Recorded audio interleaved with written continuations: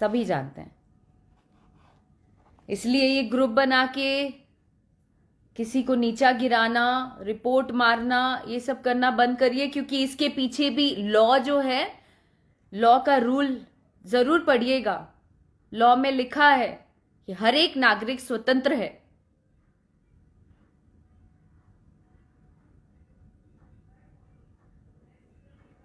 तो इसके ऊपर भी स्टेप उठाया जाएगा, और स्टेप उठाया जाएगा। जितने भी लोग नेगेटिव कमेंट्स करते हैं या कुछ भी करते हैं, वो सोचते हैं कि अरे यार हम गाली दे देंगे या हम नेगेटिव बोल देंगे तो ये डेमोलाइज हो जाएगी, हमने बोल दिया, खत्म हो गई बात। खत्म नहीं होती है अब नहीं होती है। जरा पता करिए गूगल पे जाके, साइबर क्राइम पता करिए। अगर आप कुछ नेगेटिव लिखते भी हैं तो आप तुरंत में आएंगे सामने।